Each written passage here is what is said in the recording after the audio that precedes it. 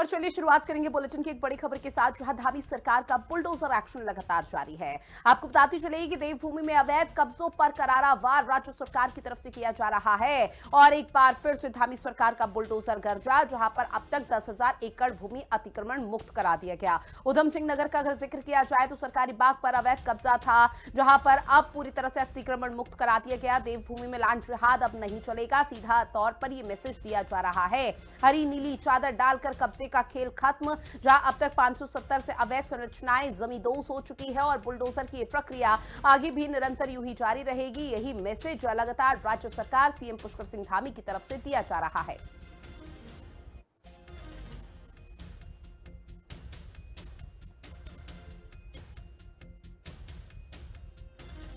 तो बड़ी खबर लगातार आप तक साझा कर रहे हैं, जहां एक बार फिर से धामी सरकार का बुलडोजर गरजा है।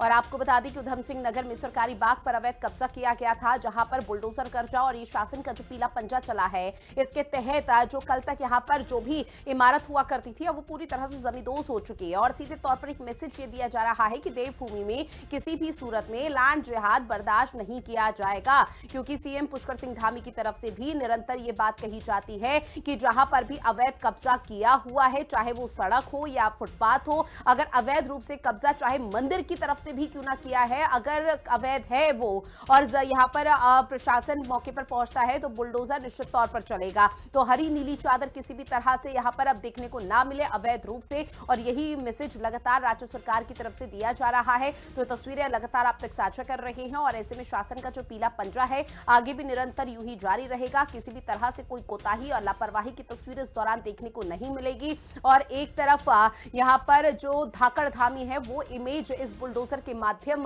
से और इस कार्रवाई के माध्यम से सीएम पुष्कर सिंह धामी की बन रही है। तो निरंतर लगातार आप तक साझा भी कर रहे हैं, जहां किस तरह से धामी सरकार का बुलडोजर एक बार फिर से गरजा है, शासन का ये पीला पंजा चला है। और इसी के साथ एक मैसेज ये दिया गया है कि जो भी यहां पर अवैध रूप से कब्जा किया है उस पर प्रशासन का पीला पंजा जरूर चलेगा। शुभांगी मेरी सहयोगी हमारे साथ लाइव बनी हुई है। शुभांगी, इस पूरे मामले पर क्या अपडेट है, क्योंकि राज्य सरकार की तरफ से निरंतर यही मैसेज दिया जा रहा है कि अवैध रूप से जहां जहां जिसने भी कब्जा किया है उसे अतिक्रमण मुक्त जरूर करा जाएगा। बिल्कुल, देखिए प्रदेश के अंदर कई सरकारी भूमियों में कब्जे लोगों ने किए हुए, अतिक्रमण किया हुआ है, कई जगहों पर संरचनाएं बनी हुई है और इस पर लगातार हमें सरकार का बुलडोजर चलता हुआ नजर आ रहा है। इसी तरीके का एग्जाम्पल हम हाल ही में हमको देखने को मिला है उधम सिंह नगर के गदरपुर में, जहां पे मजार बनाई गई थी सरकारी भूमि पर और जी। वहां पर बुलडोजर चला है। सबसे पहले वहां पर नोटिस दिया जाता है, लेकिन नोटिस का कोई जवाब ना मिलने पर फिर वहां पर कार्रवाई होती है और इसी तरीके की तस्वीरें जो है पूरे प्रदेश के अंदर देखने को मिल रही है। अभी तक 10 एकड़ भूमि जो है, इससे ज्यादा भूमि पर अभी तक अतिक्रमण मुक्त भूमि को कराया गया है और साफ तौर पर मुख्यमंत्री का ये संदेश है कि जो हमारी पवित्र भूमि है, इस पर जो कब्जा करेगा, जो अतिक्रमण करेगा, उस पर कार्रवाई होगी। अब जो ये इतनी भूमियां अभी तक अतिक्रमण मुक्त कराई गई हैं, इनको साफ तौर पर विकास योजनाओं में इनको लाया जाएगा, क्योंकि लैंड जिहाद के खिलाफ एक्शन लेती हुई सरकार नजर आई है और मंच से भी कई बार मुख्यमंत्री ने संदेश दिया है कि आप कहीं पर भी अगर संरचनाएं बनाते हैं जो अवैध तरीके से बनी हुई है, चाहे आप वहां पर अतिक्रमण करते हैं, कब्जा करते हैं और नोटिस देने के बावजूद भी जब आपको जवाब नहीं दिया जाता है तो फिर उस पर बुलडोजर पीला पंजा चलता हुआ नजर आता है। और उसी तरीके की तस्वीरें उधम सिंह नगर में भी देखने को मिली है, हरिद्वार में कई बार इस तरीके की तस्वीरें देखने को मिली है, विकास नगर में, देहरादून में देखने को मिली है। तो अभी भी कहीं ना कहीं एक संदेश यहाँ से बुलडोजर के जी, जरिए एक दिया जा रहा है कि आप अवैध कब्जों से बचे, क्योंकि बिल्कुल ये जो शुभांगी। और देखिए, एक तरफ बुलडोजर की कार्रवाई चल रही है तो दूसरी तरफ यहां पर मैसेज ये दिया जा रहा है कि अवैध रूप से जहां भी कब्जा है उसे जल्द ही अतिक्रमण मुक्त कराया जाएगा। लेकिन कानून व्यवस्था भी कितनी मजबूत है, कितनी सुदृढ़ यहां पर राज्य सरकार के जो यहां पर राज्य सरकार की तरफ से कदम उठाए गए हैं कानून व्यवस्था को लेकर, वो भी कहीं ना कहीं मजबूत देखने को मिल पा रही है। क्योंकि अगर दूसरे राज्यों के कंपेयर में देवभूमि को हम यहां पर कंपेरिजन करने की कोशिश भी करें तो बाकी राज्यों में इतने में शायद हो हल्ला हो जाता है या तमाम तरह की तस्वीरें नकारात्मक तौर पर सामने आ जाती है। लेकिन देवभूमि में अब तक ऐसा नहीं हुआ, जहां पर लोगों की तरफ से भी खुद सहयोग किया जाता है और पुलिस प्रशासन पूरी तरह से अलर्ट मोड पर रहता है।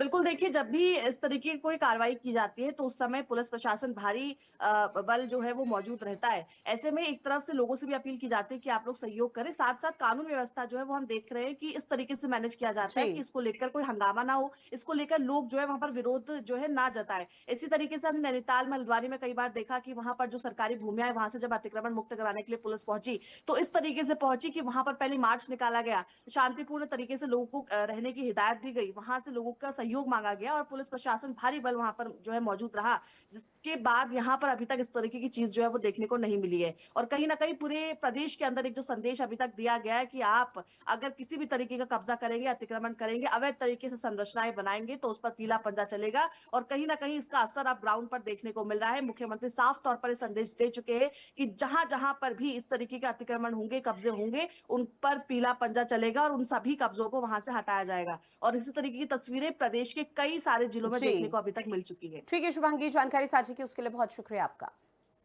बात करेंगे अगली खबर की, जहां मुख्यमंत्री पुष्कर सिंह धामी के निर्देश पर राज्य में जन जन की सरकार जन जन के द्वार कार्यक्रम जोर शोर से चल रहा है। राज्य के सभी 13 जिलों में शिविरों का आयोजन कर लोगों की शिकायतों का निस्तारण किया जा रहा है। अब मुख्यमंत्री पुष्कर सिंह धामी ने अधिकारियों को स्पष्ट निर्देश दिए हैं कि इस अभियान में किसी भी तरह की कोई कोताही या लापरवाही बर्दाश्त नहीं की जाएगी। रिपोर्ट देखिए।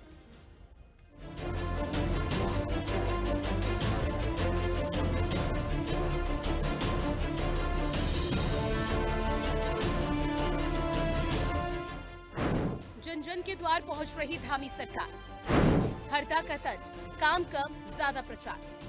सीएम ने कहा जनता के पैसे समय की हो रही बचत। हरीश रावत बोले केवल छवि चमकाने की कवायद। मुख्यमंत्री पुष्कर सिंह धामी के निर्देश पर जन जन की सरकार जन जन के द्वार कार्यक्रम के तहत बहुउद्देशीय शिविर लगाए जा रहे हैं। अभियान के पीछे मुख्यमंत्री की मंशा है कि जनता को दफ्तरों के चक्कर नहीं लगाने पड़े, बल्कि सरकार खुद जनता के द्वार तक पहुंचे।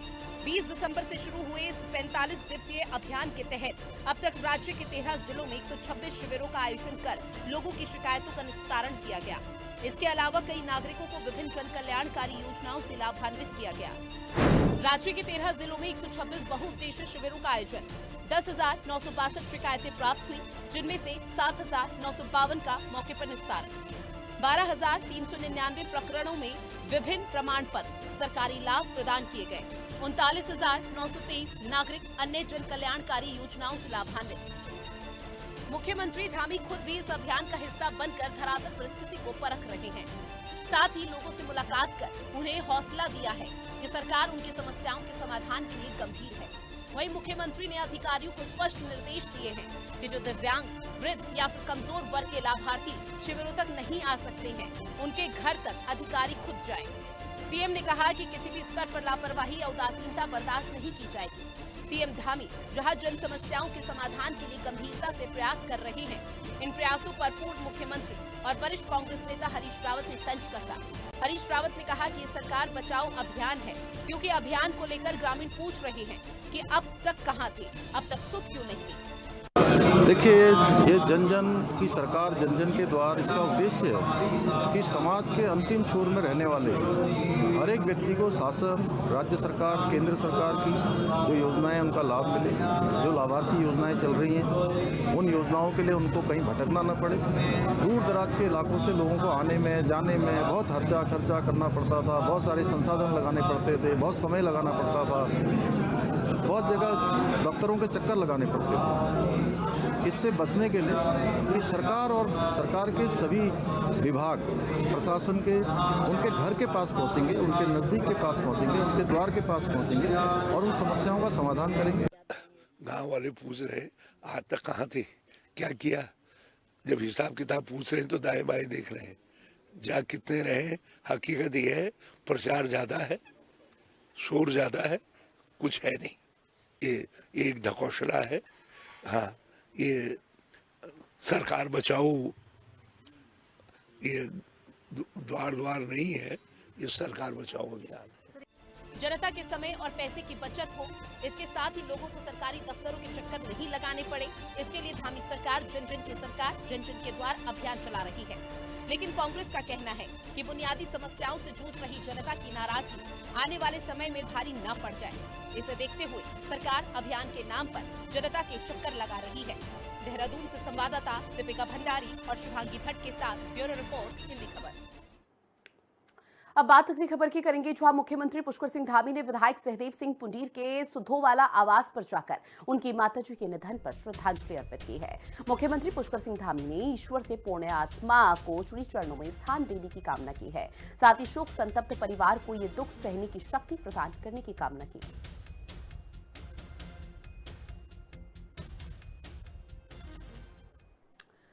वहीं बीजेपी के पूर्व विधायक सुरेश राठौर की कथित पत्नी उर्मिला सनावर ने हाल ही में अंकिता भंडारी मामले पर बीजेपी के वरिष्ठ नेता दुष्यंत कुमार गौतम के वीआईपी होने का दावा किया, जिस पर अब सियासत गर्मा गई है। साथ ही इस पूरे मामले को लेकर लगातार सीबीआई जांच की मांग की जा रही है। वहीं देहरादून में कांग्रेस कार्यकर्ताओं ने अंकिता भंडारी मामले पर न्याय की मांग को लेकर कांग्रेस मुख्यालय से घंटाघर तक कैंडल मार्च निकाला। अब इस दौरान हिंदी खबर की संवाददाता शुभांगी भट्ट ने कांग्रेस के प्रदेश अध्यक्ष गणेश गोदियाल और महिला कांग्रेस कार्यकर्ताओं से खास बातचीत की है। उन्होंने कैसे अपनी नाराजगी व्यक्त की, वो सुनिए।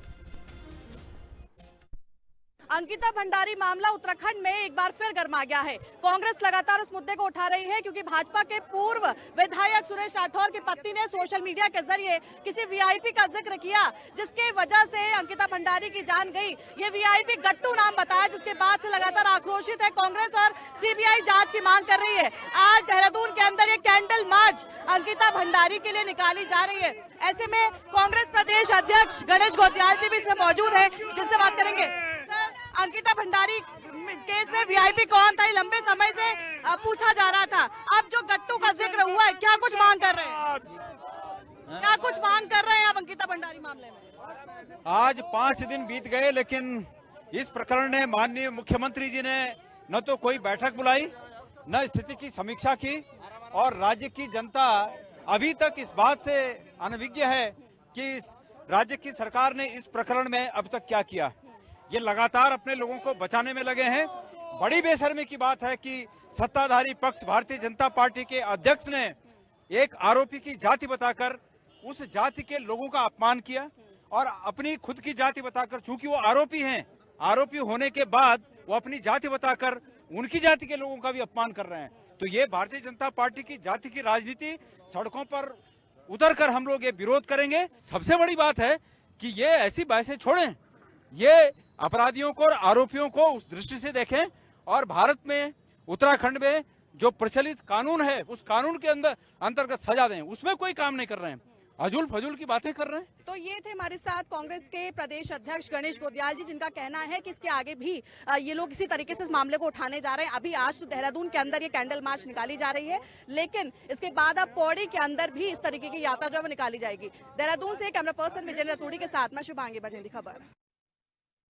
अंकिता भंडारी हत्याकांड में आखिर वीआईपी कौन था, ये सवाल एक बार फिर से उत्तराखंड के अंदर उठ गया है। आज कांग्रेस जो है कैंडल मार्च कर रही है। यहाँ कांग्रेस की महिला नेत्रियां हैं, महिला कांग्रेस की प्रदेश अध्यक्ष हमारे साथ है। मैम, अंकिता भंडारी का मामला कांग्रेस ने हमेशा उठाया और अब जो गट्टू का जिक्र किया गया है, कैसे आप लोग देख रहे हैं आज कैंडल मार्च निकाल रहे हैं?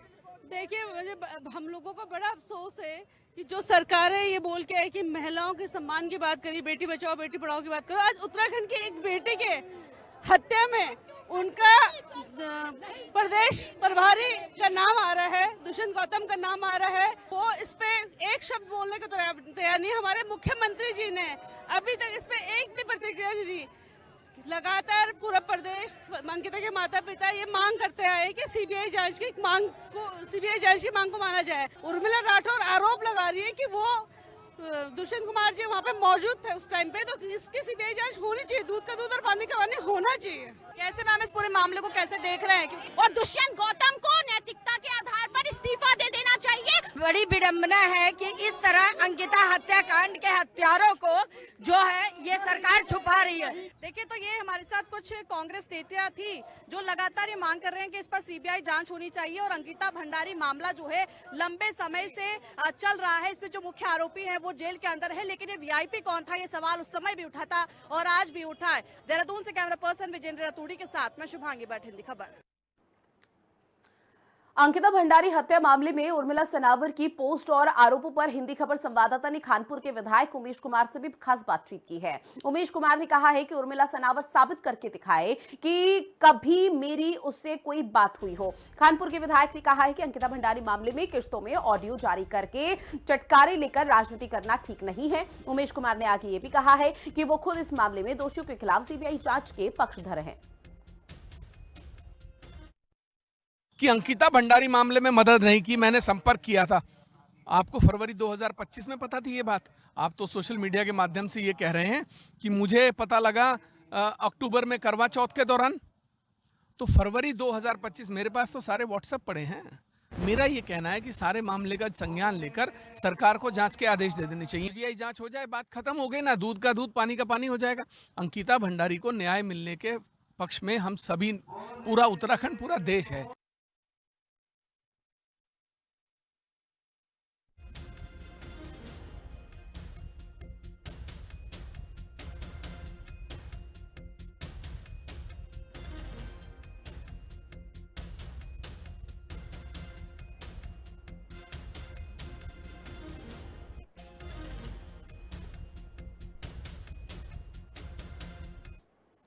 वहीं आईजी गढ़वाल राजीव स्वरूप के पास एक फरियादी डॉक्टर ने उन पर हमले के मामले में शिकायत की है, जहां डॉक्टर ने बताया कि कैंट थाना क्षेत्र में उन पर कुछ लोगों ने हमला किया, जिसमें उन्हें कई गंभीर चोटें आई है। पीड़ित डॉक्टर ने बताया कि इस संबंध में थाने में मुकदमा दर्ज कराया गया था, लेकिन पुलिस ने अब तक आरोपियों की गिरफ्तारी नहीं की, जिस पर आईजी गढ़वाल ने तत्काल कैंट कोतवाल को तलब कर मामले में कड़ी फटकार लगाई है। आईजी ने आरोपियों की तुरंत गिरफ्तारी के सख्त निर्देश जारी किए।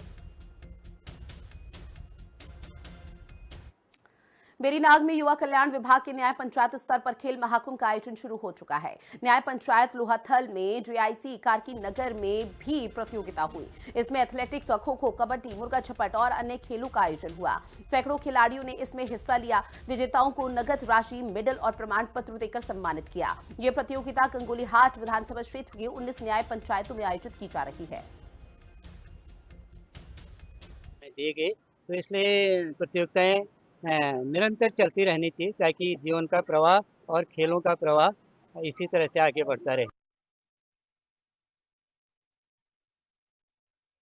हमने यहाँ प्रतिभाग किया, मुझे बहुत अच्छा लगा। मैंने प्रथम स्थान प्राप्त किया और ऐसी प्रतियोगिता हमेशा होनी चाहिए। मुझे इस पे नगद इनाम मिला और आगे चलकर ऐसी प्रतियोगिता होनी चाहिए। ऐसे हमको बहुत प्रेरणा मिलती है आगे जाने के लिए। आज हमने यहाँ न्याय पंचायत स्तरीय में कबड्डी टीम में खेला। यहाँ कारकी नगर में हमने कबड्डी, हमारी टीम ने कबड्डी में प्रतिभाग किया और हमने प्रथम स्थान पाया। इसमें हम जब इसमें प्रतिभाग किया और प्रथम स्थान पाया, हमें नगद इनाम, पैसा और मेडल और सर्टिफिकेट भी मिला और हमें इसमें प्रतिभाग करके बहुत अच्छा लगा। और हम चाहते हैं कि हर प्रतिवर्ष यह खेल महाकुंभ आयोजन किया जाए और बच्चों को इसके नगद पैसा इनाम मिले, मेडल मिले और सर्टिफिकेट मिले। उत्तरकाशी के नौगांव क्षेत्र में आयोजित रवाई लोक महोत्सव के दूसरे दिन कार्यक्रम पूरी तरह से सांस्कृतिक रंग में रंगा हुआ नजर आया।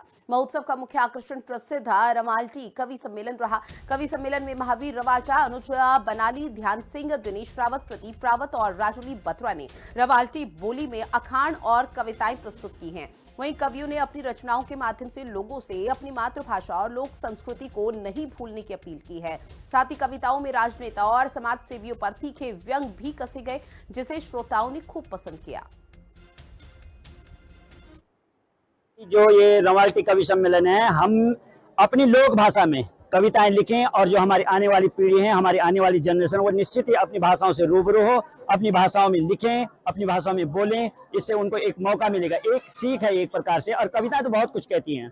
तो मेरा यही कहना है कि हम अपने लोक की तरफ, हम अपने लोक भाषा की तरफ हम जरूर आनी चाहिए और अपने लोक भाषा में बोलना लिखना ये बहुत जरूरी है। ये सीख हम हमारे जो महावीर रवाल्टा जी बहुत किताबें लिखा, तो ये धीरे धीरे ये जो आगे हमारा नई पीढ़ी तक नहीं चाहिए बात।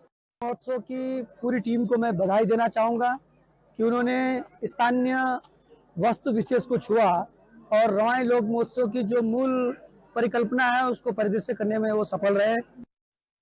आज आपने देखा रवाई महोत्सव में जो है, सबसे पहले जो हमारे वाद्य यंत्र यहाँ लोकल वाद्य यंत्र, उनकी आपने थाप देखी होगी, क्या मजा आया। और ऐसा लग रहा है कि जैसे पूरे हमारे सब जितनी भी संस्कृति है वो इस मंच के ऊपर पिरो रखी है। तो मैं प्रत्येक साल रवाई महोत्सव में आती हूँ और यहाँ आकर के जो रवाई महोत्सव में अपनी बोली, अपनी भाषा,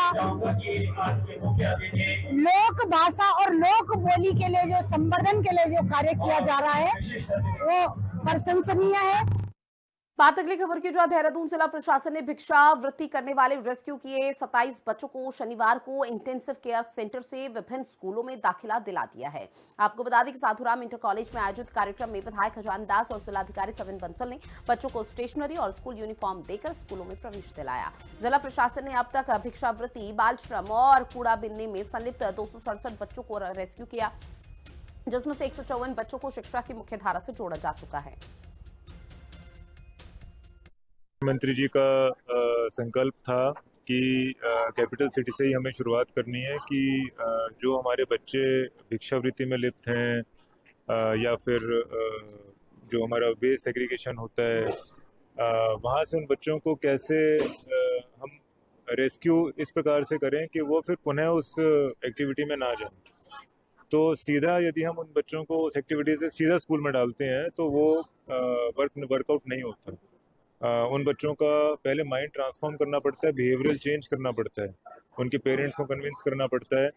तो इस प्रोसेस में 3-4 महीने लग जाते हैं और उन 3-4 महीनों में पहले बच्चों को हमको फॉलोअप करते हुए रोज़ पिकअप करना है अपने वाहनों से, और फिर बच्चों को जो ये हमारा आईसीटी सेंटर बना है, जो एक प्लेफुल लर्निंग का सेंटर है।